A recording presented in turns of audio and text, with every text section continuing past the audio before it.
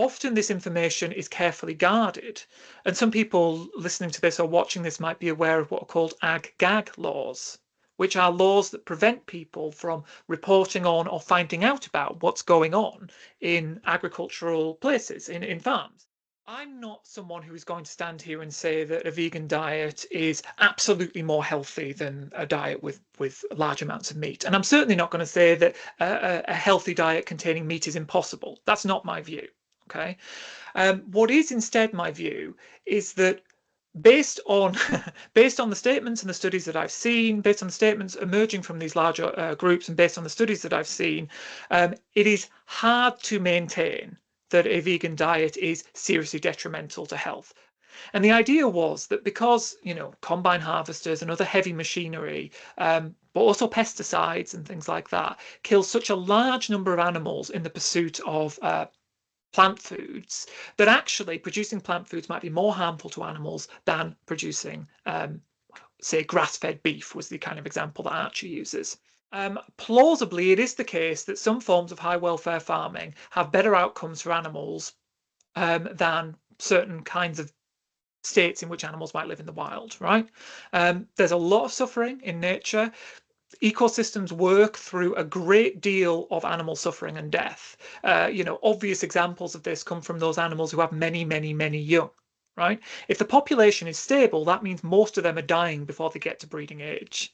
Right? And that could be thousands of animals that could be dying, possibly in great suffering. Every year around the world, something like 70 billion terrestrial vertebrates are killed for food. 70 billion. Now, for fish, the best estimates suggest trillions of fish are killed each year. Most people today are omnivores. They eat meat and or fish to some degree as part of their diet. Is it possible to eat meat and fish ethically? Is it possible to eat anything ethically? I'm very lucky today to have some time with Dr. Josh Milburn, who's a moral and ethical philosopher interested in questions about human and animal relationships, and quite often those relationships in terms of food. Well, Josh, thank you very much for giving out your precious time today to chat with me. Thank you. Thanks so much for having me. Is it the case, Josh, that basically all farmed products, when farmed en masse, are unethical, at least in the sense that the farming causes, let's say, noticeable suffering on those animals? I thought what we might do is to sort of to interrogate that question by looking at a good range of different sort of farm products that most people are familiar with. Okay, so this is farming en masse, which is how the vast majority of shops in the country, get their meat, source their meat to then for sale. So most people who are eating meat are eating en masse farm product, if I can use that phrase. Right. So beef. Is it possible to ethically farm beef en masse? I think the first thing to say is that cows are sentient animals. And by that, I mean that they are roughly thinking, feeling beings. We can get into the technicalities of sentience, maybe we will a little bit later, but roughly there's something that it's like to be them. Their life can go better or worse. So they're the kind of beings to whom we owe certain kinds of ethical duties. The question here has got to be, well, can we farm them for meat in a way that is consistent with those duties? If you think that the only duties we have towards them are not to cause them suffering, or perhaps not to cause them unnecessary suffering, that's a curious phrase because, beef itself is not a necessary product. We can survive without it. But if our only duty is not to cause them suffering, then we might say that some very small scale forms of farming possibly could be acceptable, insofar as perhaps they can be carried out without causing any suffering, right? We can still ask about, well, what kind of slaughter method is being used here? Is this really something where we can guarantee there's no suffering? If, on the other hand, and this is the view I take, we think that killing these animals is an ethical problem, then that basically rules out all forms of beef farming, or at least all forms of beef farming that involve a living animal. right? We could talk perhaps about certain forms of what are called cellular agriculture, cultivated meat, growing beef outside of a cow. This is something that's technologically possible, although not yet widely available. These raise a whole host of other issues, but at least it seems like they're compatible. They're ways that we could produce beef that are compatible with not killing animals. We'll come to that. Okay, so in a sense, your answer has sort of short-circuited my list of animals that we may still go through, um, because you're making the stance that it is, I think this is correct, that you feel it is unethical to kill an animal for its meat, for human consumption. Sorry, and sorry, I'll let you. No, I'll let you now sort of expand on that. Have I got that about right, Josh? Yeah, roughly. So I come from the animal rights tradition, and the particular animal rights tradition I come from is an interest-based rights approach. So sometimes people in the animal ethics tradition, broadly construed, don't talk about rights. They'll talk about other kinds of duties or other kinds of entitlements other than rights. On a rights-based approach, we will say something like, well, if an animal has a sufficiently strong interest in something, so for example, to expand on that, if doing something to them would significantly negatively impact their life, make their life significantly worse, then they will sometimes often have a right against that kind of treatment. So obviously, for an animal who can suffer, suffering is going to make their life much worse. And I would argue, and we can get into the technicalities of this if you like, that actually killing an animal, at least the kind of animal who can have positive experiences like a cow, is also going to negatively impact their interests and is also potentially the kind of thing that violates their rights. Now, that is not necessarily an absolutist position. That was why I was intrigued by the phrasing that you said, wrong to kill them for meat. You know, we could talk about, survival situations, those kinds of things. Every vegan has encountered someone in the pub who says, well, if you're trapped on a desert island, I don't find that a particularly interesting question, right? Yeah, in a survival situation, different kinds of norms might apply. And of course, there are lots of people who are in genuine survival situations around the world right now. So nothing that I'm saying should be interpreted as saying that, people who are literally starving can't hunt an animal, for example. Um, but it is to say that you and I, many of the people who are watching this video, many of the people that you and I teach in our classes, many of the people who we encounter every day, they're not in survival situations. And we can ask serious questions about how they are choosing to feed themselves.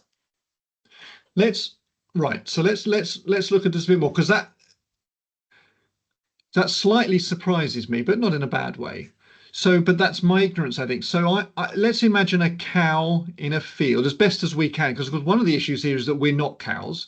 Now, we're pretty confident that cows are sentient, that clearly they can feel pain, that they can suffer. How much compared to a human is up for grabs, but we can make a cow suffer, and that brings in ethical considerations. Okay, so let's, as best we can, imagine a cow who's living in a field and the grass is wonderfully green and there are trees for shade and there are other cows around so that the cow is, socially kind of satisfied and interacts with other cows, and it's living out a nice cow life as best as we can ascertain.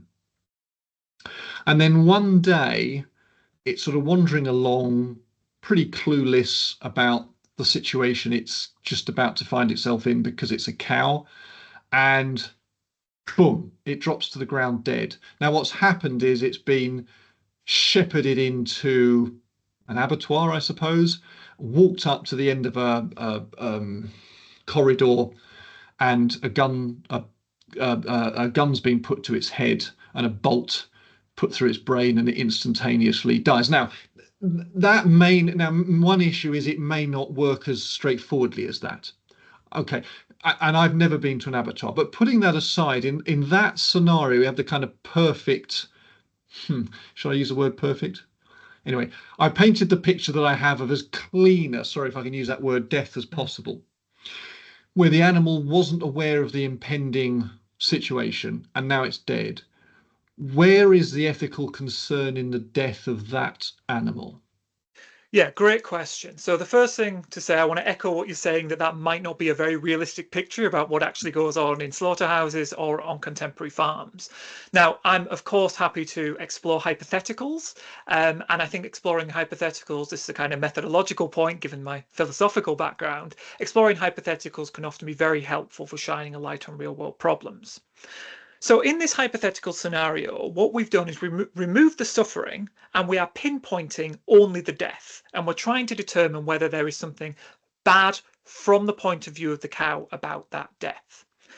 Now, this ties into classic questions in ethics, not just animal ethics, but human ethics as well, about the badness of death. And there's a few different competing theories. So one theory might be something like, well, if an individual wants to go on living, and or has a conception of herself as a continuing entity, killing that individual, that human, that animal, whatever, goes against that preference, cuts short that conception of her continuing self. And so this would be the kind of way that people often talk about why death is bad for you or I. We would prefer to go on living. We understand ourselves as having a continued life, and ending that cuts short our projects, our plans, right? Now, some people would say that if we take that kind of view about the badness of death, that would mean that cows are not harmed by death in any way, right? We can debate that. We can debate that because we could say, well, maybe cows do have an understanding of death or understanding of themselves as a continuing entity. That's an interesting, difficult empirical question. We could also say, well, maybe the cows do have projects. They do have desires about what they'd like to do in the future, much less sophisticated, probably, than the desires or understandings that you and I have, but nonetheless, they're still there. And so there might still be an element by which, in killing this animal, we are cutting short what they are doing. Now, there's another view, there's several other views, but another view about the badness of death is what we might call a deprivationist account. And according to that, what's bad about death is that it deprives us of good things that we would have had otherwise. So going back to this language of interests, whether I have a conception of this or not, we might say it's in my interest that I experience good things that I would experience in the future. Now, the cow that you've described in your hypothetical example seems to be living a good cow life. She seems to be quite happy, and she could continue being happy into the future.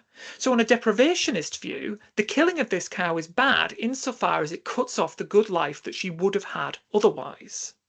You are removing good things from her life.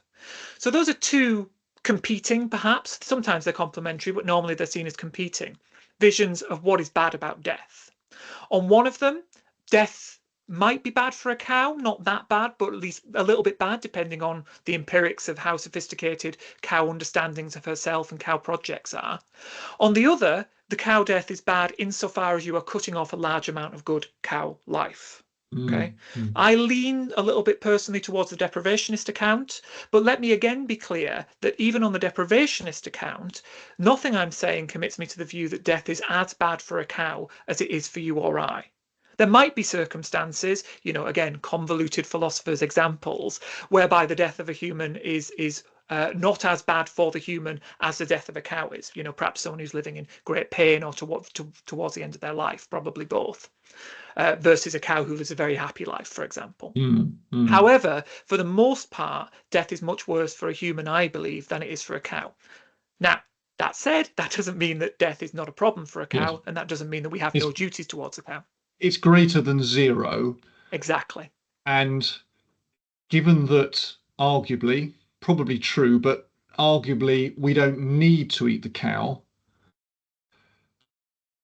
the value of the cow's life or continuing to live is worth something. The need for meat isn't, and therefore the cow's life supersedes the want for meat. Probably, yeah. I mean, you could Yeah. make the argument that if people love meat, if the eating the meat makes their lives so good that it more than counters the loss of fun things for the cow because it's died, you might argue that. But then you could also throw in that is selfish from the human being, and it doesn't matter how much they gain from it. They don't need it, and therefore they shouldn't take from another animal to leverage their happiness. But okay. Well, good, but this is drawing on this kind of balancing act is drawing on what we might call a consequentialist or a utilitarian ethical theory rather Right. than the rights-based theory. So in positing a kind of rights view, we can cut that kind of reasoning short. And that might sound like I'm, ignoring the values that humans have. Actually, I think we can take account of those values in other ways that we might get back to. Um, but I would say that we already recognize this in the human case, right? So let me use another convoluted example borrowed straight from the philosophical literature. We could imagine a gladiator fight, right, in which I'm imagining ancient Rome here, in which a gladiator is killed in the fight, and this person's been kidnapped, whatever, to be forced to fight. Um, but there's thousands of people watching, and they all get great pleasure from it. Now, on a kind of crude utilitarian view, we might say, oh, well, that's worth it then. All this happiness outweighs the death of this one person. Whereas we're normally, when it comes to humans, inclined to think in a rights based way, or at least many of us are, where we'd say, well, actually, no, that's beyond the pale. It doesn't matter how happy kidnapping someone, forcing them to fight to the death makes a lot of people. You can't do that.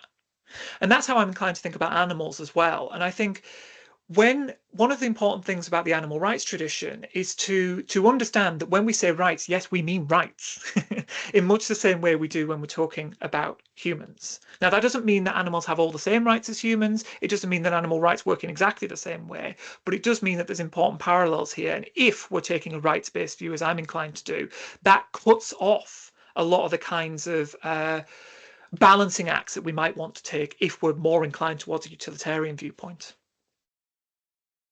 This is all one of the themes underlying what we've been talking about here is the idea that meat isn't necessary. So the Mm, idea that humans can live perfectly healthily without ever ingesting meat, and I'm putting fish in there as well. I think meat yeah. and fish, and I'm not quite clear how rock solid that presumption is. I think a lot of people think it is very solid, and they might be right.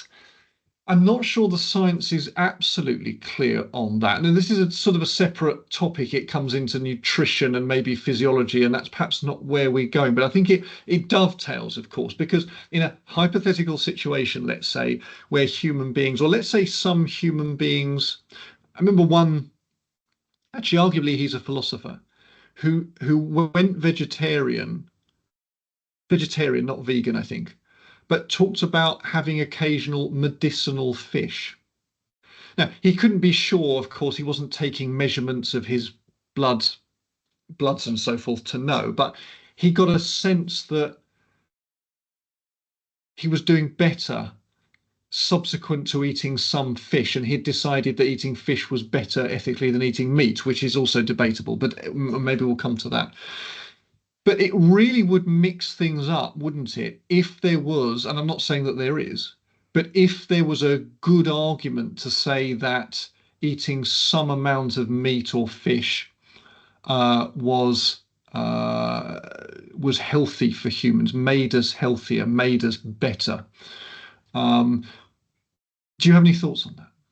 Yeah, a lot. And I mean, the first thing to say, of course, is that I'm not a nutritionist. So it's not my role to make definitive claims about nutrition. There is there are a set of arguments according to which many of the nutritional studies, which major nutrition and dietetics organizations will often say that a vegan diet is can be done perfectly well, perfectly healthily Mm. for humans, right? But there is an argument that's made that often this is based upon certain assumptions about what kinds of human bodies we're talking about here. So the challenge is made that they're talking about able-bodied white men.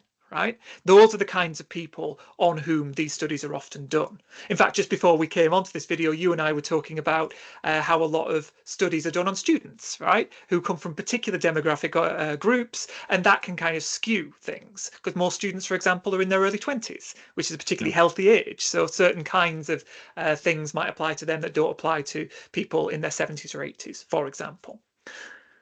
So that's the claim that's made, and yeah, there's more science waiting to be done on this. I suppose another thing to say is that I'm not someone who is going to stand here and say that a vegan diet is absolutely more healthy than a diet with large amounts of meat. And I'm certainly not going to say that a healthy diet containing meat is impossible. That's not my view. Okay. What is instead my view is that based on based on the statements and the studies that I've seen, based on the statements emerging from these larger groups, and based on the studies that I've seen, it is hard to maintain that a vegan diet is seriously detrimental to health. And yeah, there might be occasional examples of individuals who have quite different constitutions for various reasons who might struggle on a vegan diet. People with very long lists of allergies, for example, might be an example here. So I'm certainly not saying that a vegan diet is as accessible to everyone as it is to everyone else. A straightforward example of this is the fact that, you know, I'm I live in a relatively affluent country in a relatively large town, right? So I have access to a lot of foods that people in less affluent countries, or perhaps without access to a large range of food shops, don't have. Right.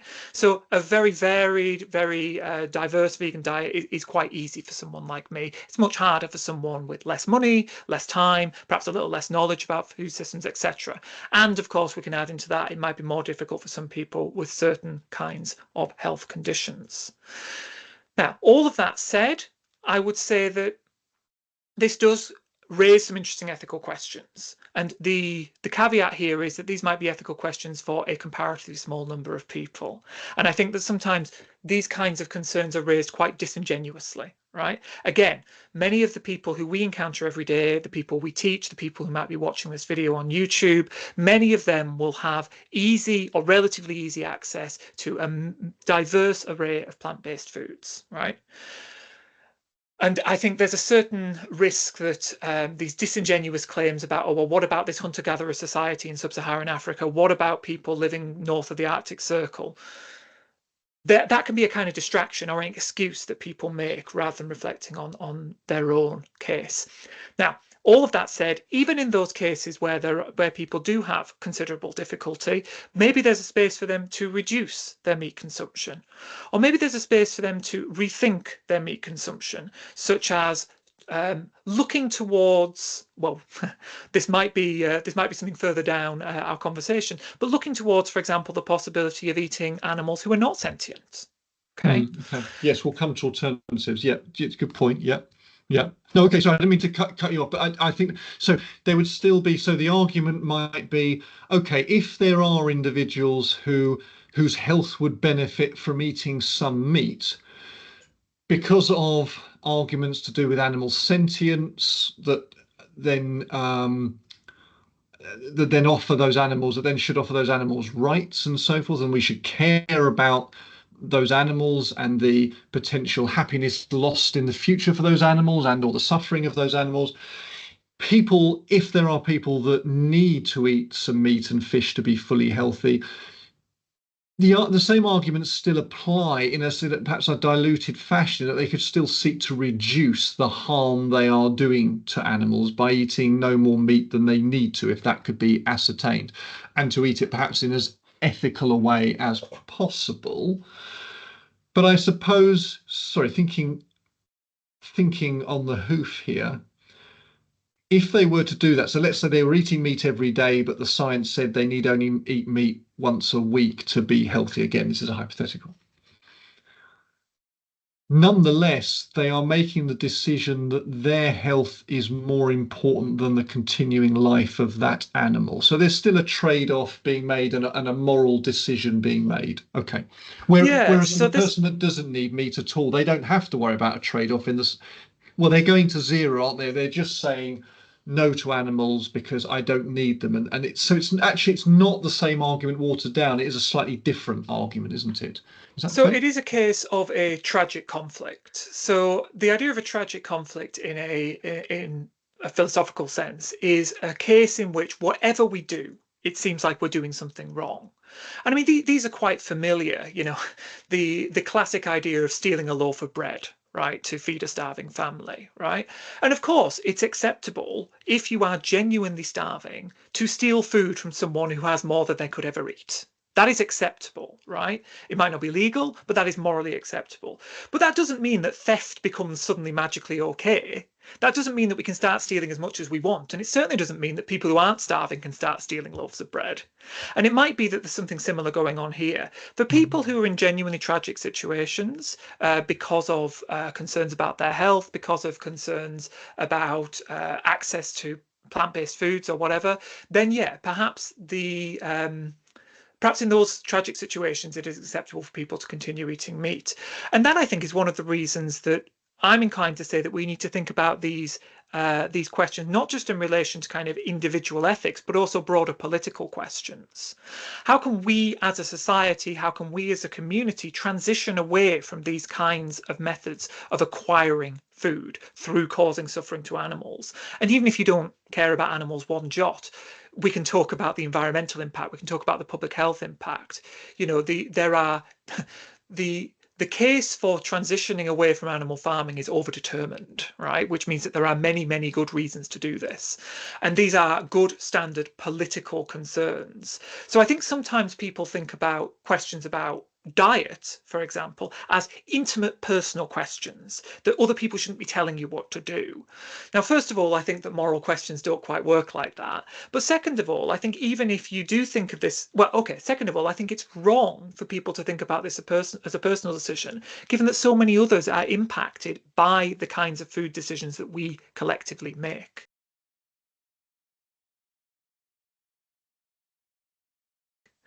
And so I think that we collectively need to have conversations about this. And regrettably, this is often off the political agenda. Let's push on through this list quickly now, because so I had in my list lamb, and I think that's going to be quite similar to beef because the overriding arguments pertain. Chicken. There is one twist though. A meat eater wants to eat or ends up eating X number of calories of meat a week. Now they could do that by eating a tenth, a hundredth, probably a hundredth of a cow or 2 chickens. Is one route more ethical than the other? Now, just to be clear, you've made the argument that most people probably don't need to eat either the cow, part of the cow, or the 2 chickens. But in terms of graded scale of ethicalness, could one be argued to be seen as more ethical? I mean, for example, an obvious argument would be you're killing one animal in killing the cow, whereas you're killing 2 animals when you kill the chickens. Is that the overriding argument here? I think this is an interesting question. And again, it pulls us towards this kind of utilitarian mode of thinking. I think when we start to ask these questions, we need to be aware of the range of different trade-offs. It's not just number of deaths that matters here, although that might be a useful proxy. We can also talk about levels of suffering during life, right? We can, and you know, the way we farm chickens is pretty atrocious. There's an awful lot of chicken suffering. There are certain ways of farming cows which we might think, not just your hypothetical example, but real world examples involve considerably less suffering. That's still going to be some suffering. There's still going to be a grisly early death, but we might think that that's another reason to favour the cow. But then we can start to talk about other kinds of factors, like beef production is associated with huge carbon emissions, chicken less so. Chicken is associated with air pollution in a way that beef isn't, and so on and so forth, right? And so trying to make these gradations of ethicalness, fun phrase, becomes quite challenging. And I'm not convinced there's an easy answer to these things. Though I have seen people doing great work trying to quantify these different things to bring different kinds of concerns into account. We could then also talk about associated pandemic risk with beef farming versus chicken farming. We could talk about how human workers are treated when it comes to chicken farming versus beef farming, etc., etc., etc. And then, of course, we start to recognise that it might depend on chicken farming in this form in this country versus beef farming in that form in that country. And then we hit up against another roadblock, which is the fact that often this information is not easy to find. Yes. right? Often this information is carefully guarded, and some people listening to this or watching this might be aware of what are called ag-gag laws, which are laws that prevent people from reporting on or finding out about what's going on in agricultural places, in farms. Very prominent in the US, we've seen something similar in Australia. There's certain calls from farmers in the UK calling for more of the same sort of thing here. Pushing back against the kind of undercover work that a lot of activists have done, trying to document what's actually going on farms, or that whistleblowers are revealing about farms. And so actually information about what's going on farms, information about the way workers are treated, the way animals are treated, can often be very, very hard to come by. Moving down the list. Fish. Now, a lot of vegetarians, well, they may identify, I suppose that's the phrase these days, may identify as vegetarians, but they'll eat fish, or sometimes they'll eat fish and chips, specifically, I've noticed anyway. So other vegetarians would say, well, they're pescatarians because fish is meat, it's just in a fish. It seems to me that for a lot of people, their emotional attachment, is that the right phrase? Something like that. Their emotional attachment to fish is less. Their empathetic attachment to fish is less than it is to farmed animals, cows, lambs, chickens, because they're phylogenetically more distantly related, is the way I would put it. Fish, the concept of drowning a lamb, I'm not suggesting lambs are drowned, but again, in a hypothetical scenario, the concept of drowning a lamb seems particularly gratuitous and nasty. The idea of drowning a fish by bringing it out of the water, because of course fish are water breathers mainly, bringing them out and drowning them on land, if I can use the phrase drown, I think it's fairly analogous. People empathize with that a lot less. And so a lot of people are less affected by it. But it seems to me, at least superficially and maybe beyond superficially, that our attitudes towards the cow and the pig probably shouldn't be too different towards the fish. Oh, another difference is a cow or a pig will scream potentially. A fish won't. That seems to be another thing that really affects. Anyway, so there we are. So some people will eat fish who won't eat meat. Is there an argument for that? Or are they, is there some mental gymnastics going on in their heads? I think that's a great question. For me, the question's always got to be, is there a morally relevant difference here? Or what kinds of differences between these animals might be morally relevant? Phylogenetic distance from us doesn't seem to me to be a particularly morally important thing, right? Neither does whether these animals make sounds that we can hear or we perceive as screaming. Another one that people talk about is the staring eyes that fish have, right? We can't relate to a fish's face in the same way that we can relate to the face of a pig or a chicken, who to us seem to have more personality. These seem to be failings on our part rather than failings on the fish's part. And it's been intriguing to see, even over the last, say, decade, how much studies of fish ethology and fish physiology have moved on to help us to understand that fish are far more sophisticated and complex than we ever imagined, right? Despite the Mm-hmm. fact we've still got quite a lot of people out there who will insist that fish don't feel pain. Now, if fish didn't feel pain, that would be a morally relevant difference, right? That would be a good reason to treat fish very differently to the way we treat mammals, right? My reading of the science is that fish almost certainly do feel pain, though it varies because there's a lot of different things that we call fish, right? That fish is not a particularly biologically interesting category. It's more of a kind of colloquialism, more of a kind of folk category, philosophers might call it. But certainly the various families that we would call fish, many of them seem to have. Obvious example, starfish, right? Starfish isn't a fish in the Oh, same way we okay. call it Well, fish. yes, Yeah, indeed, that yeah. is true. But then you've got the bony fishes, and then yeah. So anyways, my point is that insofar as fish experience suffering, insofar as they're sentient, then yeah, they should have the same kinds of protections, or at least in principle, the same kinds of protections as cows, pigs, chickens, etc. If they're not, that does seem to make a moral difference. But I think many of the kinds of differences that you're appealing to, which, according to the psychological research that I've read, are the reasons that people go for pescatarianism rather than full vegetarianism or full veganism, they don't seem to me to be relevant differences. I can't see on what kind of good moral grounds they should make a difference. And I guess now, following that line of argument, we're starting to run out of room potentially to get our hands on some flesh Yes. ethically. I mean, I'm not arguing necessarily that that is true. I'm just looking at the arguments being put. Um, Eggs.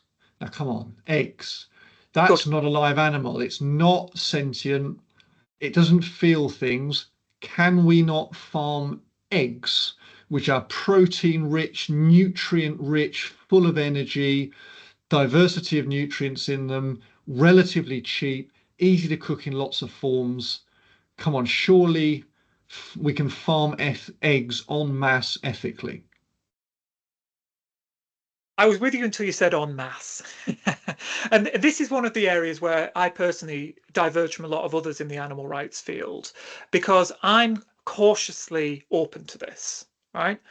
I think there are a lot in the animal rights field, including, say, abolitionist approaches to animal rights that just say, no, we can't use animals at all. There's no way for us to relate to animals in a kind of ethically acceptable way. We need to sever our relationship with them.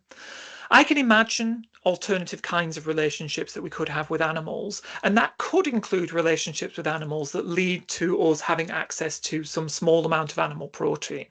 So, to use the example of eggs, could I imagine, for example, that we could have, well, let me use myself as an example. If I had a slightly larger garden, I could adopt some chickens and they could run around in my back garden and they could live a very happy chicken life and I could take them to the vets and I could give them everything I could think of that would give them a good life and I could give them the best life that they could have in our society and they would sometimes lay some eggs.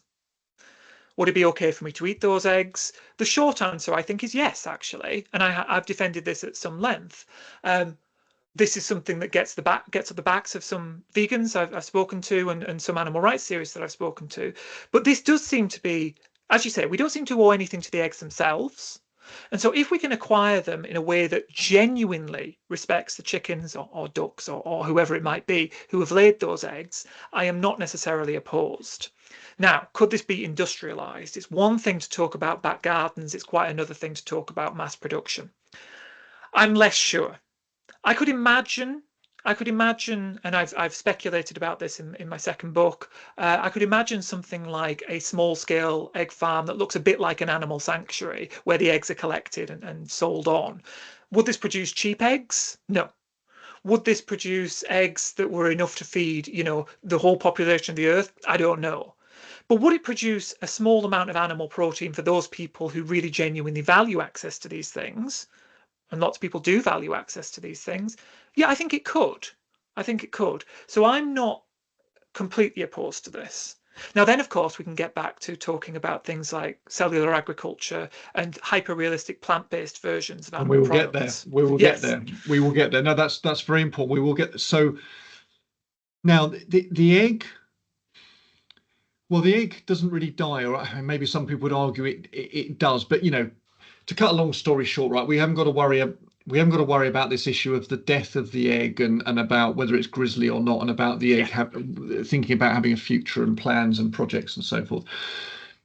The problem might be the ethics of the life of the, let's say, chicken who lays the eggs, and obviously you strongly alluded to that. Now, I don't have a good idea in my head. Well, I've got an idea in my head, but I suspect it may be different to the reality. When you read on a packet of eggs, uh, free range, barn raised, I think is the phrase.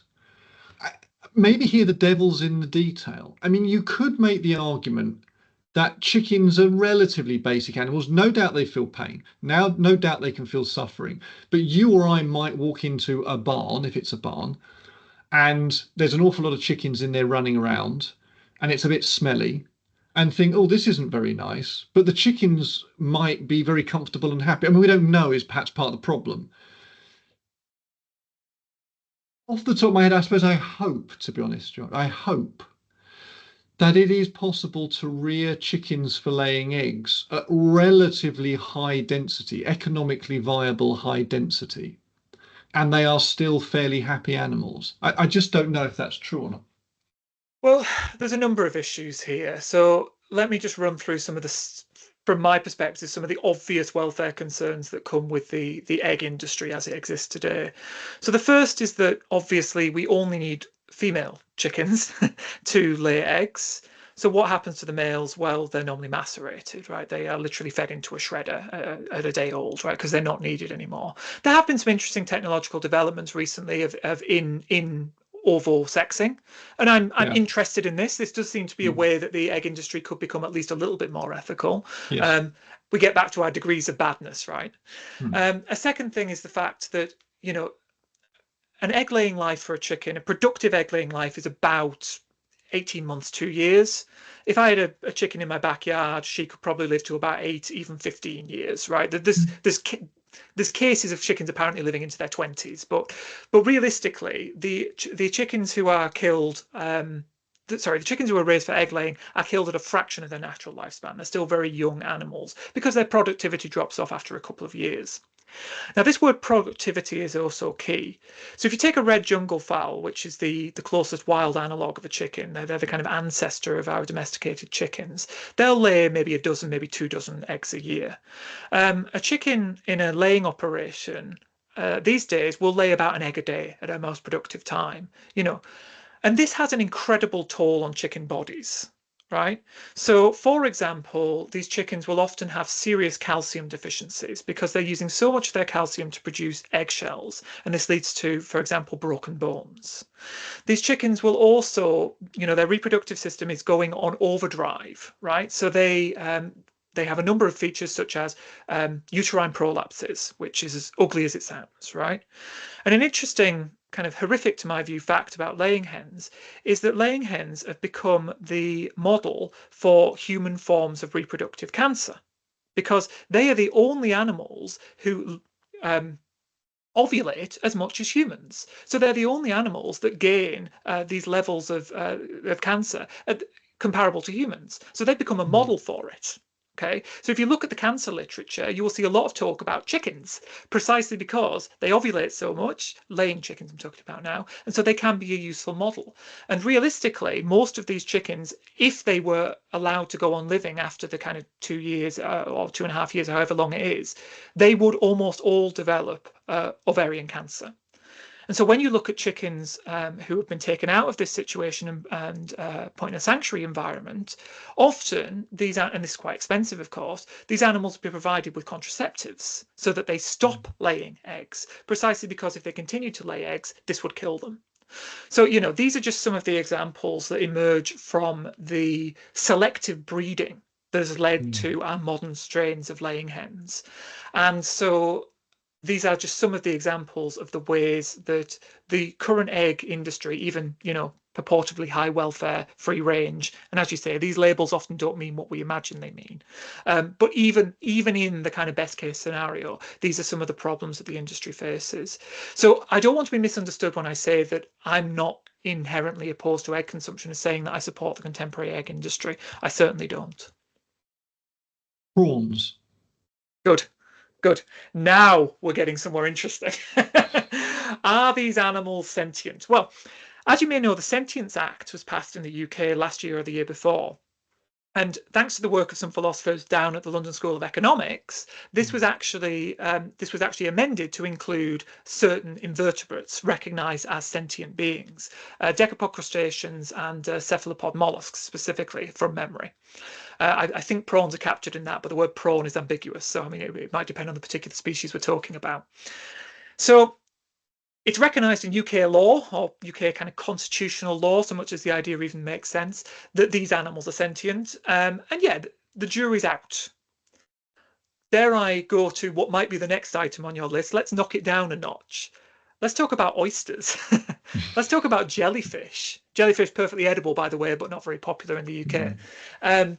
Let's talk about, well, let's stick with those two first, because they seem to me pretty clear examples of animals who almost certainly aren't sentient, but they are edible. And they are delicacies, actually, in many ways. Oysters, of course, in the UK associated with foodies. They're considered a great food. I've never eaten an oyster personally, so, you know, it's not like I feel like I'm missing out by not eating oysters. But do I have an objection to people who eat oysters? Not in the slightest, actually. And so there has been this movement of so-called veganism, or what's the other word people use? Um, it's escaping me right now, but there's another word that people use to refer to vegans who eat oysters, or people who are vegan but for eating oysters, or possibly things like cockles and mussels as well. There's a difficult line drawing exercise here, and personally, like I say, I don't feel I'm missing out by not eating these animals, and so I've no great desire to eat them myself. But do I think that there's anything all that wrong with this industry, with these foods? Not so much. And actually, interestingly, these industries seem to be quite environmentally friendly as well, unlike other forms of animal agriculture. So oysters are quite famous for improving water quality. So areas around where oyster farming is taking place are very healthy areas of the sea. And also oysters are sometimes used in interesting ways to prevent erosion. There's a big project in New York on this, for example. I think it's New York, one of the big US cities anyways. So I think this is one of those nice cases where actually, just as, the case against beef farming is overdetermined, the case in favour of oyster farming might be overdetermined. And this is another area where my own approach and the approach I take in my book, Food Justice and Animals, really pushes against some of the assumptions of animal rights theory more commonly. Because actually, I think these are the kinds of things that might be something that we should not only kind of allow, but actually champion and say are a really good thing. Now, it gets harder when we're trying to draw this line. Where exactly do we draw this line? And insects is the question that always comes up.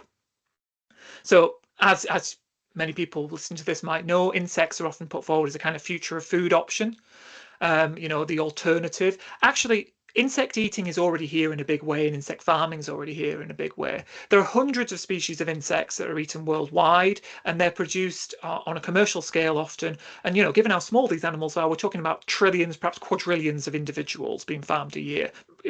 I don't know, right? It's very hard to count these things. Actually, most insect production, funnily enough, is being used for animal feed.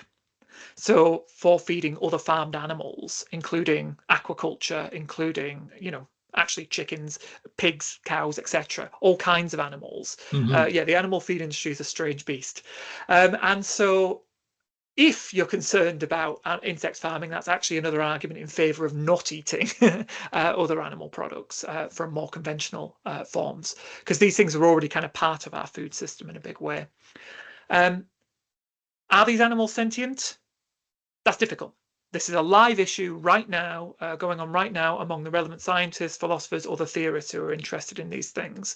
And it really gets to the heart of what sentience is and why sentience matters, and that thorny philosophical / scientific question of how we detect it. Because going back to the two chickens versus the cow, you could make the simple argument that if it turns out these insects are sentient, enormous numbers, quadrillions, I think you said, could well be being hammered, and we think, oh, they're just robots, organic robots with no actual sentience. But in fact, we're torturing vast. I mean, I'm playing around here a little bit. I mean, sentience is a difficult one because it's not on and off, is it? It's going to be degree of. Yes and no. I think that's right to a certain extent. So it might be the case that these animals have some minimal level of awareness of the world, but such that their suffering isn't actually that bad for them. That's conceivable. I get a bit nervous about the language of degrees of sentience, because it lends itself to this kind of, oh, I'm more sentient than them, and I'm not sure that makes much sense some of the time, because I think that there is a sense in which sentience is a yes/no.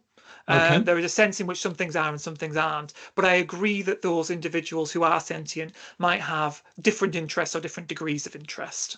Okay, different degrees of consciousness? Or do you see that as similar to sentience?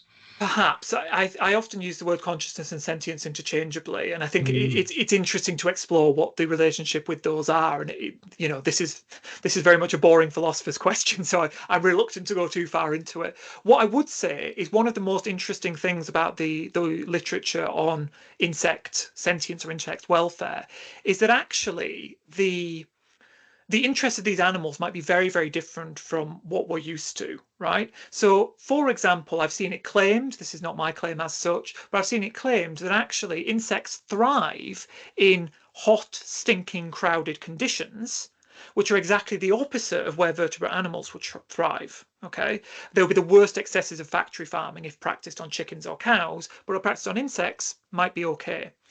But then the other thing is that things that to us are just fine, to them might be atrocious. So I know you've done some work on lobsters, for example. So I've read some work on lobsters around their aversion to light. Keeping Mm. lobsters in an area where and now lobsters are definitely sentient as far as I'm concerned. The evidence seems pretty clear there, or at least the evidence is very, very strong, sufficient that we should treat them as sentient. However, lobsters are animals who seem to have a very aversive reaction to bright light. And these are the kinds of things, and that might be very, very bad for them. And these are the Mm. kind of things that require serious thought and serious work.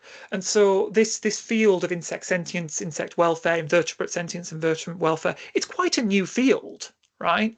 It's something that people have been talking about only for the last couple of decades. And I mean, even still, in a lot of places, gets kind of snide remarks made about Yes. it, regrettably.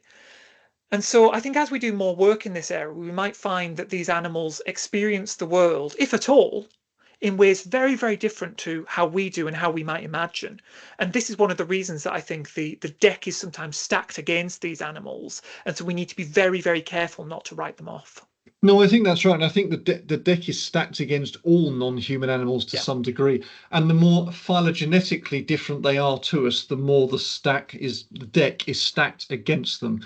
But I think it can be stacked against animals pretty acutely, Yes. even if they're mammals, because it's just very, very hard to put ourselves in the shoes, in the hooves of even a cow or a pig, although we're getting better at it.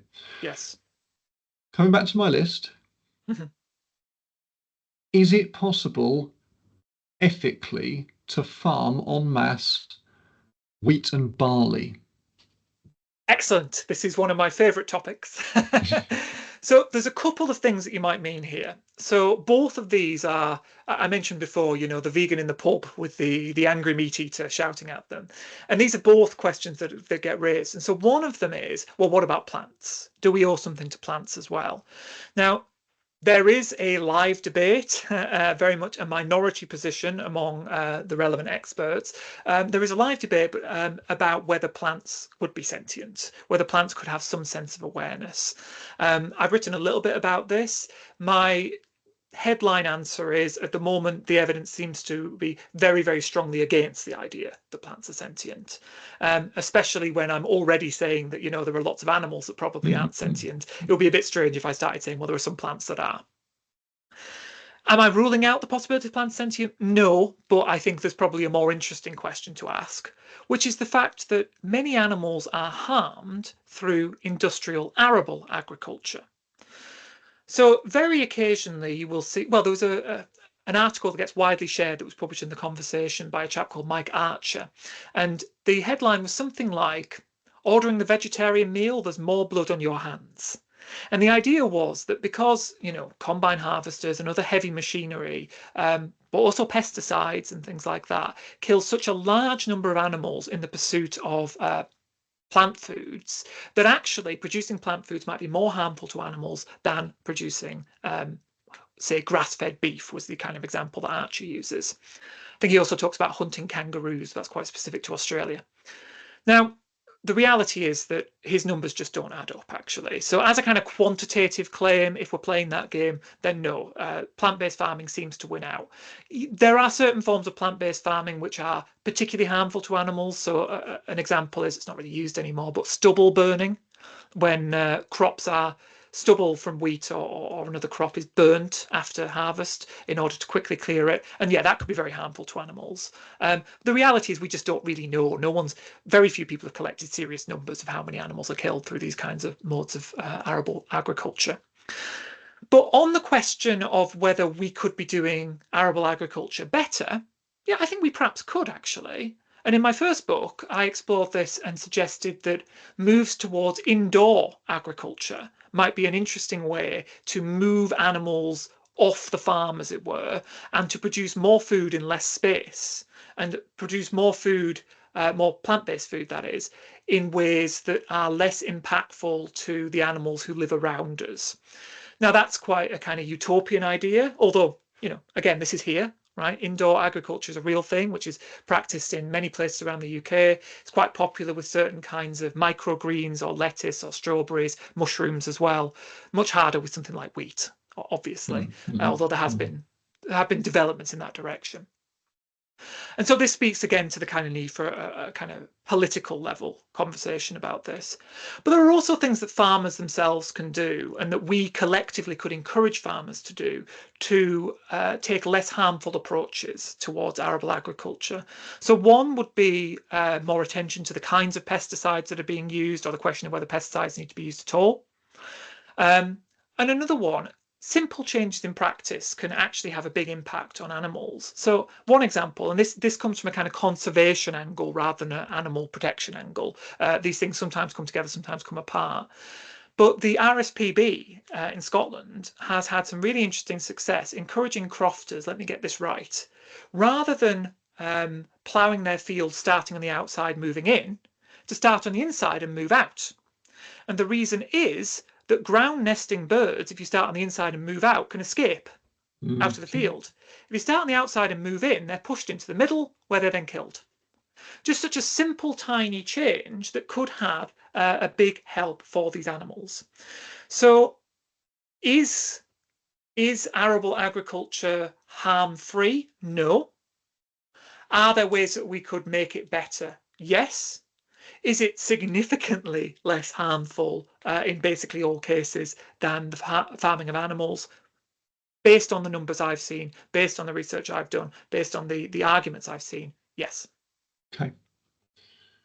Just to round off this was the biggest section. We'll do a couple of other bits before I let you get on. But just to round this off, a couple of things, or at least one thing that sprung to mind. It might be two. I'm thinking what's springing back to my mind now.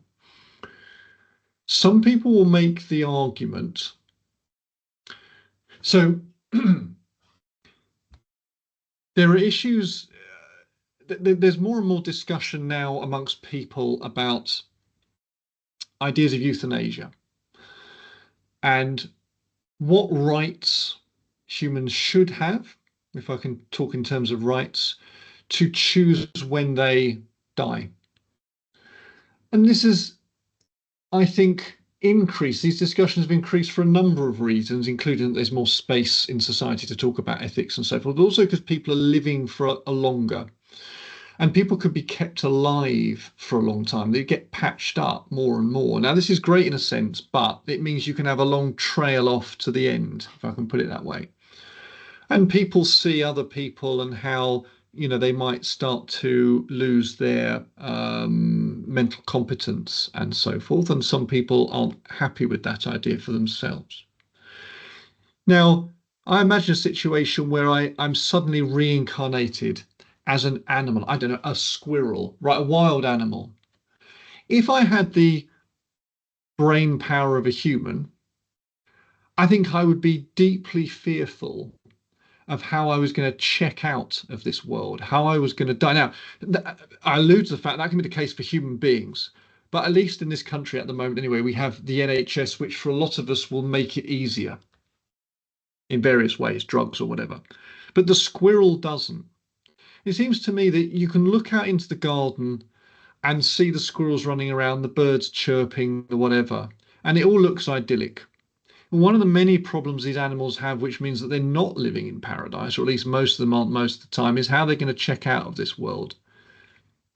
And we actually don't know a lot about how many of these animals die, but how does, do most squirrels shiver to death on a cold winter day because they've lost too much fat and they're no longer able to feed themselves? I don't know. That may be the case.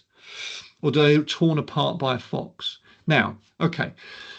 So some people might argue it's better in some respects to be a farmed animal than a wild animal. Let's assume we're back to this idyllic beef, this cow farm with the lovely green grass. We're going to assume it's wonderful. Nicer to go out that way than to be the equivalent of a cow, some other sort of bovine animal on the plains of Africa or something being hunted down by a lion.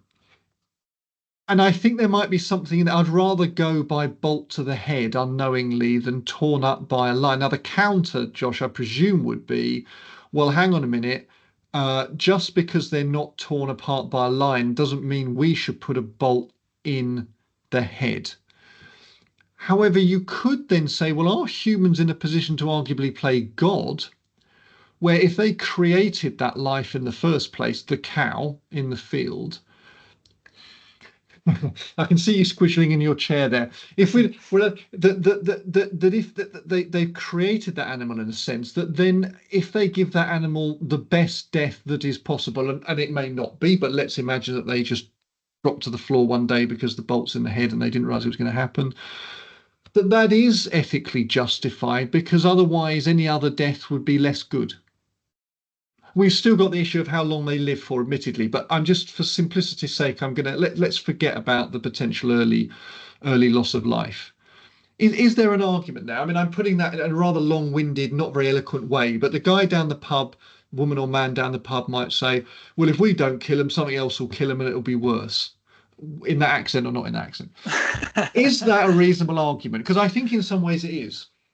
There's a few different arguments here. So the first thing to say is that there is a very much an emerging literature in philosophy, but also in kind of animal activist circles about what kinds of things we can do to help wild animals overcome the challenges that they're facing, and whether we are obliged to do that, right?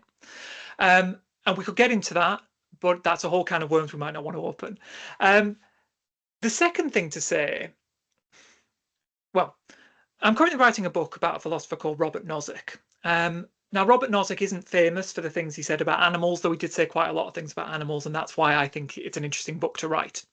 Anyways, the reason I mentioned this is in one of his discussions of animals, he addresses exactly this point about, well, they wouldn't exist if it wasn't for us, and we give them an okay death, right?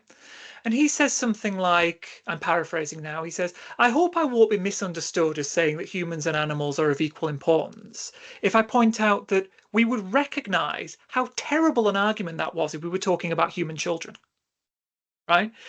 If I bring a child into existence, as I believe I am biologically able to do, that doesn't give me great rights over that child. Once the child exists, again paraphrasing Nozick, he or she has certain claims over me, certain claims to certain kinds of treatment. And perhaps, again, Nozick says, something similar might be true of animals. Once they exist, there are certain kinds of things that we can't do to them. Now, so that's the kind of point about, well, we created them, we can do what we want with them. I don't find that a particularly compelling argument for precisely the same reasons we wouldn't find it compelling about human children. And again, I don't want to be misunderstood as saying that animals and cows and babies are exactly alike. There's lots of differences between them, but at least in that respect, they're similar, right? Just because we've brought them into existence doesn't mean we can do what we want with them. And then the second thing on the comparative point, plausibly, yeah. Plausibly, it is the case that some forms of high welfare farming have better outcomes for animals than certain kinds of states in which animals might live in the wild, right? There's a lot of suffering in nature. Ecosystems work through a great deal of animal suffering and death. Obvious examples of this come from those animals who have many, many, many young, right? If the population is stable, that means most of them are dying before they get to breeding age, right? And that could be thousands of animals that could be dying, possibly in great suffering. Right. So I accept we can have an argument about how much, but I accept there's at least a good deal of suffering going on in nature. And I accept that at least in principle, an animal has a better shot on a farm than they do in nature. These are, again, in principle, these are complicated questions. I just don't quite see the relevance of that. Right? In just the same way, we can play the same game with humans, right? We could say, well, humans have a better shot in society than they do in a state of nature, a phrase from political philosophy, a kind of non-state situation where we're all fending for ourselves, post-zombie apocalypse, right? And so that means we can do whatever we want. No, it doesn't quite follow, right? I just don't see the connection argumentatively between the comparison and the claim that we can do X, Y, Z to these animals. See what I mean? I do. I think you put it very. I think you put it very well. I mean, I'm not here necessarily to give my opinion, nor do I actually necessarily have one, or a complete opinion. But I think you've covered that off effectively. Um, okay. I have had several discussions recently with people about what the ancestral human diet Mhm. was and whether we were carnivores, defined typically as at least 70% of our calorie intake was from meat. By meat, I can literal meat and the fat, or anyway, animals. Yeah. Were we carnivores or were we not? And is a carnivore diet the better diet for us today? But I guess thinking about it, we've covered that, haven't we, in the sense that we talked earlier about the at least hypothetical situation that for some people, if it was the case that eating some meat was healthy for them, then there might be some arguments to say that eating meat was acceptable. But at the least, we might encourage, or we might hope that those people would limit the amount of meat that they're eating, despite the supposed health benefits of eating those meats. And so perhaps the quick answer to the issue about but aren't humans carnivores is, well, if they are, and that's a very big Mhm. if they are, I think you would say that that's almost incidental, because so long as we don't need meat, and some people would argue we do, but if it's the case that we don't, it doesn't matter that we're designed, if you like, adapted for eating meat. If we don't need to, then don't, to save on the suffering of animals. That's it in a nutshell, I guess.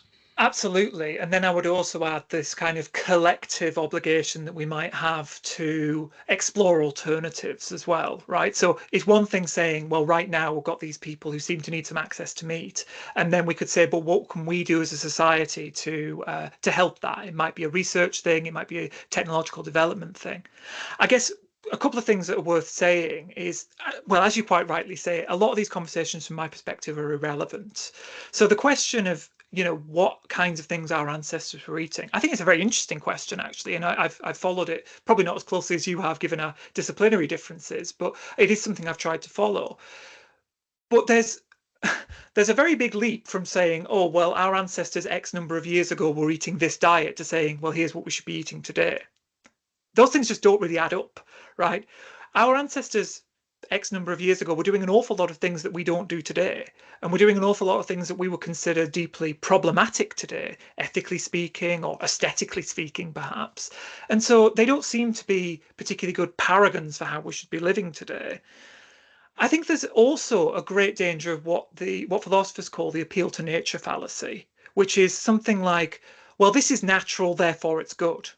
Well, no, actually, there are lots of things that are really quite natural that are pretty awful, right? Suffering, disease, death. I mean, death's controversial. We can argue about that. And there are lots of things that are very unnatural that are very good, right? We both work at universities. We're both sat in offices surrounded by books, talking on laptops. These are all good things. The fact we're having this conversation is a good thing. And the fact that we are collectively having these conversations is a good thing. But that relies upon a great deal of non-natural stuff, right? And so I think we need to, by all means, interrogate these questions, but recognize them for what they are, and more crucially, for what they're not. And don't take these questions to have some great moral significance that they simply lack. No, that I agree. Just have to be careful with the word should. So it depends how someone, I think, is using the word should. If we're talking about should in terms of sort of ethics and morals, yes, it's a very weak argument to say this is what our ancestors used to do, and therefore that's what we should do in contemporary times. Some people might use should as in a guidance for what is the best diet for them to have now, eschewing animal ethics.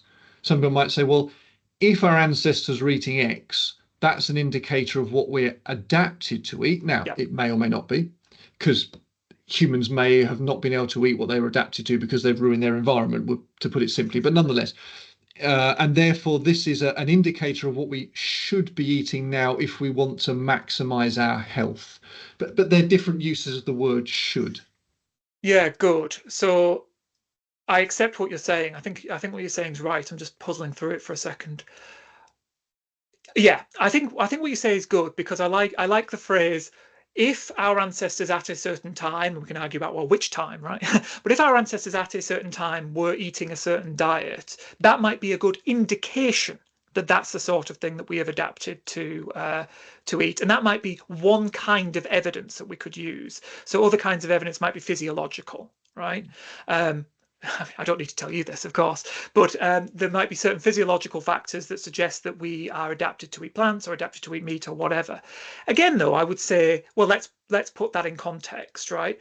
What matters, I would suggest, is that we eat a diet that is healthy for us, which may or may not be the diet we've adapted to eat, and that doesn't do wrong, right? Doesn't unnecessarily inflict suffering upon others or damage the world or whatnot. Those are the two basic considerations that I think are really important. And then, of course, we can add kind of lifestyle concerns, aesthetic concerns, these sorts of things. It'd be nice if it tastes nice. It'd be nice if it allowed us to do the things we value, eat with the people we like and, eat the things that we like and so forth. But I think the relationship of these various things to what we've adapted to eat might be quite distant, even while, as you say, what our ancestors at a certain time were eating might be a good indication or a good piece of evidence for the kinds of things that we are, as animals, adapted to eat. A person living in the UK today, let's assume they're not out of luck. They've got a little bit of money behind them, they can afford to buy food and so on and so forth. And they want to be ethical eaters. Should they be vegans? I think the very short answer is yes. The slightly longer answer is that I think there are possibly ways to eat non-vegan that are acceptable, but these are very much the exception. So I've nodded towards things like, well, oysters. As I say, I've got no great objection to people who are vegan but eat oysters. I've got no great objection to people who are vegan but who have some hens that they've rescued and, the hens live out a good hen life and they occasionally lay the odd egg. But again, these are exceptions and these things have to be treated with care, right? I think there's also interesting conversations we could have about things like, well, you may have heard the phrase freegan, right? Individuals who eat animal-based foods that would otherwise go to waste, roughly speaking. I mean, freeganism is more broadly tied up with a kind of anti-capitalist philosophy, but I'm using it in a more narrow sense. you know, if you or I go to a academic conference or a departmental meeting and we're good vegans, but we see at the end of the day there's a bunch of cheese sandwiches that are going to go in the bin. Is there any harm in us eating them? Actually, no. It might be a good thing for us to eat them rather than let them go to waste. What I've done on several occasions is I've collected this food up and I've taken it to a food bank, which happens to be down the road from me. On one occasion, I gave it to a group of homeless people who were outside the venue. And these can be good solutions, but if it's a choice between me eating it or it going in the bin, it might be best if I eat it. Now, again, I don't have any great urge to eat these things. I've been vegan for a lot of years, and so I don't really miss any of these animal products. But nonetheless, I think that these are the kinds of conversations we could reasonably have. Because I think these are the kinds of animal-based foods that might be compatible with respect for animals. I mean, this is going to sound rude and it's not meant that way. You're a philosopher, you're a professional philosopher, you spend a lot of time thinking very hard about issues around a number of key points, but food and human animal interactions. But you've mentioned on a number of occasions and alluded to and then mentioned that you're vegan and also that you're comfortable and that you don't seem to particularly miss non-vegan foods, which is great. Do you think it's even for you, do you think it's easier to take the position that you do about the morality or lack of morality in animal farming and so forth because you're a comfortable vegan? What I mean by that is you're fairly comfortable. Do you think even you might have attempted to adjust your philosophy a bit if you weren't such a comfortable vegan or you were what do they call it, a kind of a vegan who slipped? I don't know, there must be a phrase Yes. for it. Who couldn't help but have the odd egg or the odd piece of meat or the odd. Do you see what I mean? I mean, it's so food is so key to people's lives, their happiness, the way they socialize, obviously the way they stay alive. It's so visceral, kind of literally and metaphorically for people, that people will bend their philosophies, whether they're amateur philosophies or professional philosophies, around what they want to. I'm just thinking, I have genuine friends who, I can think of one now who kind of almost aspires to a carnivore diet because he strongly believes, or fairly strongly believes, that he is adapted to be a carnivore and that is the way to it. And I can think of another friend now who has who kind of fluctuates between veganism and vegetarian. They will concede that they find it hard to do the full vegan thing, but they're quite a long way along the spectrum, if I can Yeah. say that, of deep concern about animal well-being and health. These are two people that I get on with very well. I have strong debates with both of them quite often, but they're very, very different views about these things, and they will bend, or no, so I shouldn't assume that they bend, but they have philosophies that are very different, but not surprisingly fit their Yes. diets. Does that even, do you think, even affect the professional philosopher? Well, yes, the psychological research suggests that it does, right? So I don't deny that that does. Although I should say, and I think it's a very fair question, right? I think that it might be helpful for me to give a little bit of background on me, which is that for me, the philosophy came first, right? It's not like well, I certainly wasn't raised vegan. I was raised in rural northwest England, meat and two veg. I would have been the last person, I think a lot of people would have expected to switch to veganism. But for me, it was sitting down and reading the philosophical work in this area and going, oh, actually, I've missed something here. I've got something wrong here. And actually, I was personally convinced by the philosophy for a while before I made the change, right, in my own personal life. And now I'm faced with the interesting opposite kind of feeling in that I've now been vegan for a long time and I'm very comfortable being vegan. Again, speaking very personally now, autobiographically even. And yet I've started to explore things like the oyster thing, things like the freegan stuff. We haven't mentioned roadkill, which a lot of people eat, but not very popular in the UK, but in parts of the US and Australia, very, very commonly eaten. Um, and I'm not convinced that eating these things is wrong, right? And so I've then found I've almost found it's gone full circle in that now my philosophy is out of whack with my personal life again, in that I've defended in print quite kind of I would hope rigorously and fairly these animal products, backyard eggs, another one, and yet these are not things that I eat or that I have any particular desire to eat. Very occasionally, I can think of one example off the top of my head. I was at an academic conference. I picked up what I thought was something vegan. I bit into it, and I realised it wasn't, and I finished it. Right, because the same logic, I thought, well, this either goes in the bin, no one else is going to eat it. I've taken a bite out of it. It either goes in the bin or I eat it. And how And I much did you thought, love it or not love it? The taste. no particular recollection, to be quite Okay, honest. right. It's not like I bit into it and suddenly I had a bloodlust or something. Maybe if it was, I think it was just dairy. Maybe if it was meat, I might have had a bit of a revulsion, Mm-hmm. or maybe maybe I would have loved it and really wanted more. Um, I, I I don't know. Um, uh, so it's certainly not the case that I was a vegan activist who then entered philosophy as a way to kind of justify my beliefs or as a way to pursue animal rights or something like that. It's quite the opposite, right? I was a kind of nerdy teenager who studied philosophy, read some books and went, oh my God, I've got this wrong. And then spent a lot of time thinking about it. And since then have, built a career around thinking about it, teaching about it, writing about it, interviewing people about it, being interviewed about it. And I've then ended up in a position where my life has kind of followed behind. And so I don't think I don't think that characterization of me is a fair one.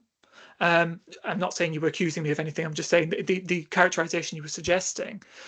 But I do think that you raise a very important point, which is that we can sometimes theorize or argue or attempt to argue from a kind of completely neutral point of view, which just isn't possible, right? And I think that we can very easily underestimate the extent to which these these irrelevant factors about our life can influence the beliefs that we hold and the arguments that we make. And we need to be attuned to this. We need to be aware of this. I don't have any easy answers, but I think that in my experience, it is much more common for it to come the other way, that people are already kind of really wedded to the idea of eating meat. And that leads them to making arguments that in any other circumstance they would recognize were ridiculous, right? Including here, professional philosophers, right? People who say, well, what about XYZ issue? And if someone had said that to them concerning human rights, or if someone had said that to them concerning, relationships between humans, they would recognize it as a terrible argument. But when it comes to eating animal products, suddenly they think it can carry a great deal of weight. And I think, again, this is kind of armchair psychology in some ways, but I think that that is often because they are so wedded or committed to eating animal products or to having a certain kind of relationship with animals that they're uncomfortable interrogating it, which to me is kind of unphilosophical. And I try to be, of course, whether in practice this works out, but I try to be open to interrogating all parts of my life, even the parts that are quite kind of central to who I am and my identity. And if need be, I hope I would have the wherewithal to follow the argument where it goes, whatever it concerns, and to change my life, to change my identity, to change my views, insofar as I can. But that might be kind of utopian thinking.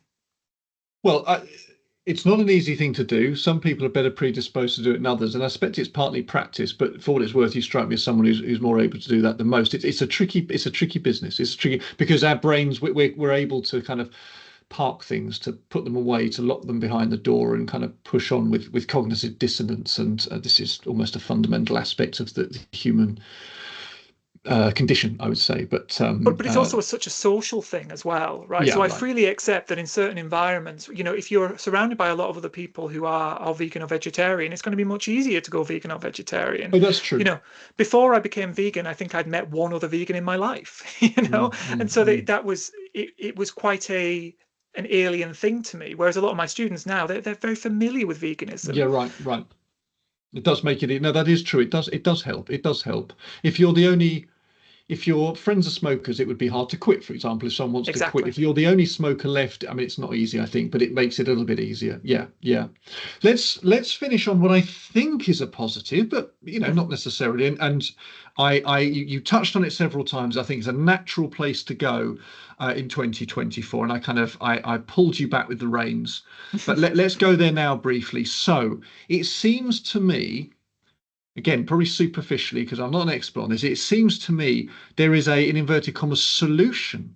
So there, remarkably, I think, in fact, I think there's a solution for everybody. Of course, it's not going to be perfect, but it might not be that far off perfect, where people can have their meat and eat it, or not have their meat and not eat it, or whatever they want. Anyway, so the idea is, well, the most obvious example being cell-based products, so cells in a vat, meat cells in a vat, stem cells taken from live animals, and there's a little bit of an issue there. I know you've written about that, but I think it's relatively minor, because I think once you've got these cells, you can just keep multiplying them till the end of time. But let's see. But basically, that you can grow cells in vats eventually, again using this phrase en masse. It's not the case yet, but I think we'll get there.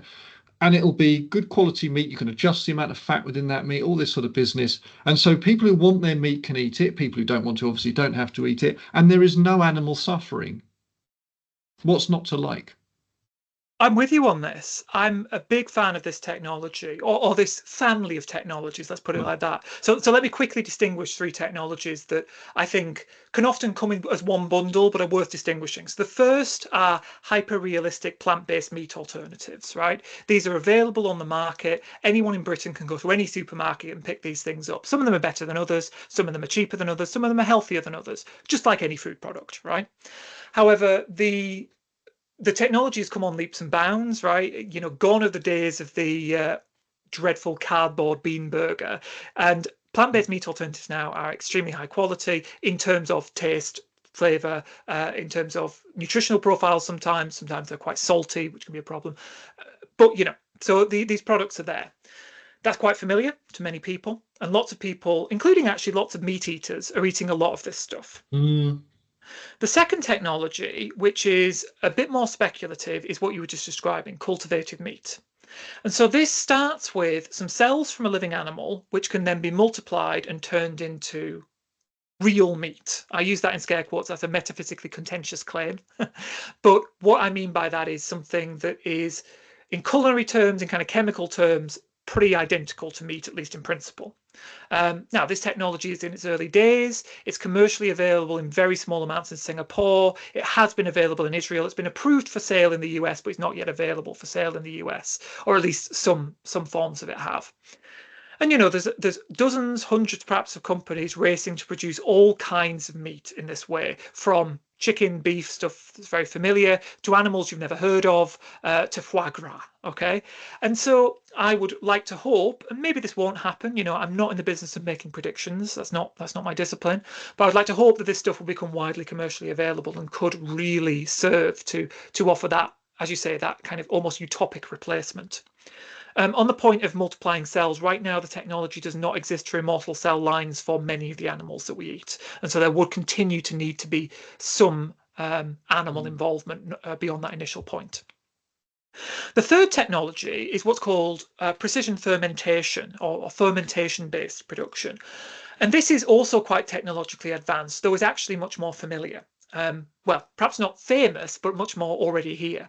So anybody who's listening who is diabetic and takes penicillin, anybody who eats hard cheeses, hard cheddar cheeses, for example, in the UK from UK supermarkets, they will have eaten products of this, or they will have used products of this kind of technology. And basically what it is, we can genetically modify microorganisms, yeast, bacteria, etc., to produce proteins or other cells or other entities, other things that once upon a time only came from animals. So the hard cheese point is rennet. Rennet once upon a time was produced via cow stomachs, very expensive, obviously not vegetarian, obviously violates animal rights, etc., etc. Potentially hygiene issues as well. And so rennet, for the most part, for the last few decades, have been produced via what we now call precision fermentation. So this cheddar cheese you get in the supermarket has an alternative to rennet, which is kind of chemically basically the same, but which has been produced via this alternative route. And precision fermentation has come on leaps and bounds because people are now using it to produce all kinds of animal products. So some people might have heard of the Impossible Burger, which is available in the US but not in Europe. And that contains heme, H-A-E-M in British English, H-E-M-E in American English, which is something found in red blood cells but can now be produced outside of red blood cells using this kind of technology. Others have produced milk proteins using this technology, and anyone can go to the US and order ice cream produced using real dairy that was never inside a cow. Others are chasing to produce eggs, honey, etc., etc., etc., using this kind of technology. And this is a bit different from cultivated meat because it doesn't involve actual animals. It just involves, genetic editing. And it's much more familiar technology. It's technology that's been used in the food industry and other biomedical industries for decades. So this assorted range of technologies and their various meeting points is to me hugely exciting because this is the kind of core, I guess, of my vision of how we could have a society that genuinely respects animal rights, but which doesn't need to be a vegan society and could actually have very large amounts of animal protein available for those people who value it. And as I say, lots of people do value it, and I do what I can to respect that. I recognize that this isn't just, oh, I like the taste of that. This could be central to people's identities, could be central to people's lives in all kinds of ways. So I don't lightly say, oh, you can't possibly have those things. And I do think that it would be a real virtue of a system that could say, well, we can respect animal rights and allow people to have these animal products. And again, this is one of the places where I really diverge from a lot of people in the animal rights world. And by that, I mean kind of scholarship world as well as activist world, in that I'm very sympathetic to these kinds of things and defend them at some length. Whereas a lot of other people would say, well, we need to be removing all meat. Meat is bad. Okay. And that's not necessarily my view. I think there are legitimate reasons to want to have access to animal-based products. I don't think that that means it's all right to violate animal rights. I don't think the fact that some people value access to pork or beef means that we can go out and start killing killing pigs or cows.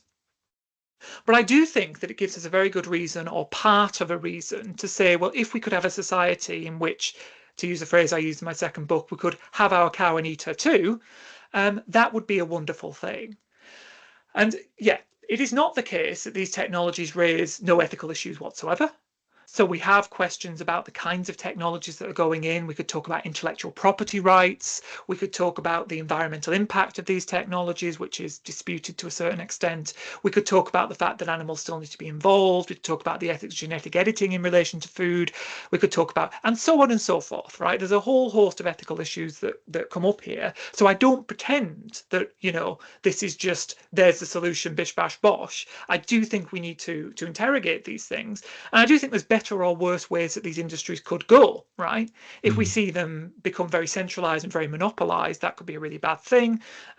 If we see them continue to use animal products in various ways, that could be a really bad thing. So one of the big worries about cultivated meat, for example, is that it uses something called fetal bovine serum, which you as a scientist might be familiar with, some other people might not be. It's a very gruesome slaughter byproduct, and that's used as part of the, if you like, the soil in which the seed, which the cell grows, and that is, that's a horrible thing. And if we continue to need that to produce cultivated meat, actually cultivated meat, it doesn't seem to be a good alternative to current animal agriculture at all. It seems to continue to rely upon and support existing animal agriculture. So obviously we need to see moves away from that if we're going to have a genuinely respectful cultivated meat industry. But nonetheless, this constellation of technologies, I think, do genuinely offer us the chance to resolve all these problems by having a, in principle, ethically acceptable source of, as you quite rightly say, producing meat at scale. But there are technological barriers to overcome yet. Whereas with farm products, it seems there is a hard stop limit on how ethically we can do it. If for no other reason than that you knock the animals off early, but maybe others as well. With these technologies, you raise some important issues, and some of which I was not aware of. My gut says, for what it's worth, my gut says we'll get past those as long as there's a will to. We'll get past those and smooth the technologies out. Maybe I'm wrong about that, but I suspect these things can be got past. And so it could well be that not too far in the future, people will look back aghast at the mass slaughter and torture of many sentient animals for our delectation. I'll put it that way. Particularly once an alternative is available, it will seem odd to people that they're getting their meat, that people used to get their meat, sorry, through raising animals, again, en masse, often in very grisly situations. I think there's some very big changes ahead and just around the corner. Hopefully I'm right about that, but it's incredibly hard to predict the future. And there are other issues. So, what do you do with countryside that exists as it is because it's got sheep on it, and so on and so forth. So there are some issues that we need to look at. Do we not want to have some sheep on the hills? Do people like to see them? Do we want to lose these different breeds because everything's now in a vat? But still, I mean, my gut feeling is that there'll be a revolution soon, and I certainly hope so, because anybody who's anywhere on the, again, I'll use the phrase spectrum of caring about animals, whether they should or not is another matter. But anyone who's anywhere along that spectrum of having empathy for animals should therefore, to some degree or another, look forward to a potential future where those animals are suffering less. Some people will not care a lot, some people care greatly, but it must be seen as a positive, I think, for all such people, unless there's some big counter issue that rears its head that we're not yet aware of. Well, I think we should leave it there. I could certainly talk and listen, more importantly, all day to you, Josh. It's super interesting, genuinely incredibly interesting.